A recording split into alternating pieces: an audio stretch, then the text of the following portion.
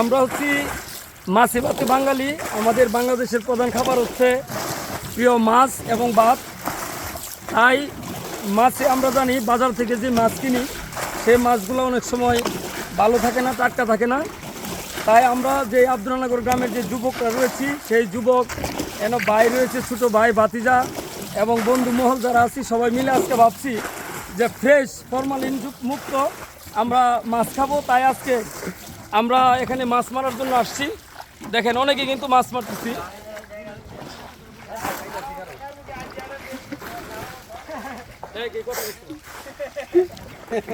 এই যে দর্শক আছে, এখানে অনেক দর্শক দেখাও, দেখাও। এই যে নাজিমুদ্দিন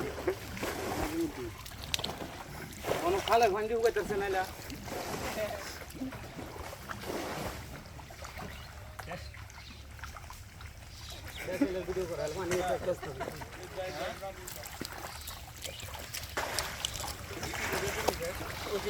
কারণ স্লিপ করে নাকি খাওয়া হইতেছে।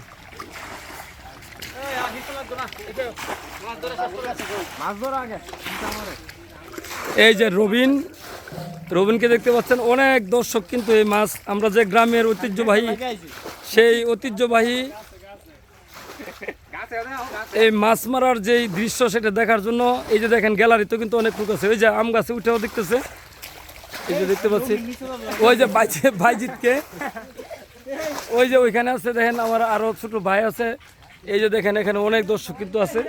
এই যে ওহিদুজ্জামান ওহিদ, তিনিও আসছেন মাছ মারার জন্য।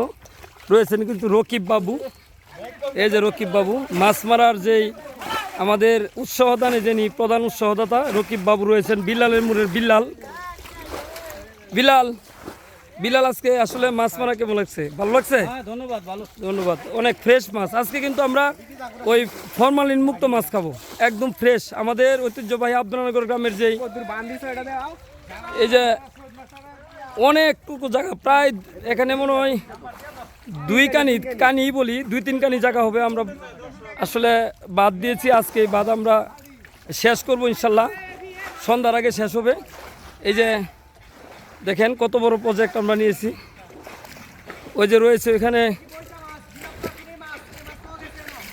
আমি দেখাচ্ছি যে অনেক রঙের মাছ, কিন্তু অনেক রকমের মাছ এই বিলে বা খাদে কিন্তু রয়েছে। এখানে রয়েছে কিন্তু আমার ভাতিজা জিৎ। আজকে এই যে আমরা এক পাশে কিন্তু মোটর চলছে, আরেক পাশে হচ্ছে আমাদের যেই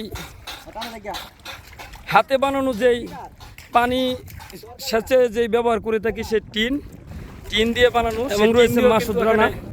আমরা পানি নিষ্কাশন করছি, নাজিমুদ্দিন, এবং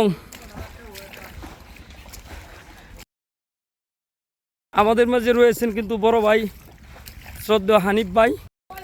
মাছ মারার অত্যন্ত যেই আসলে এই মাছ মারার জন্য যিনি আমাদেরকে উৎসাহিত করেছেন, সে নাজিমুদ্দিন হানিফ ভাই। আজকে কিন্তু স্বাধীন, আজকে কিন্তু ফ্রেশ মাছ আমরা খাবো। আজকে মাছের যে চচ্চড়ি ভাজা সেটা খাবো। ধন্যবাদ সবাইকে। হ্যাঁ দিব।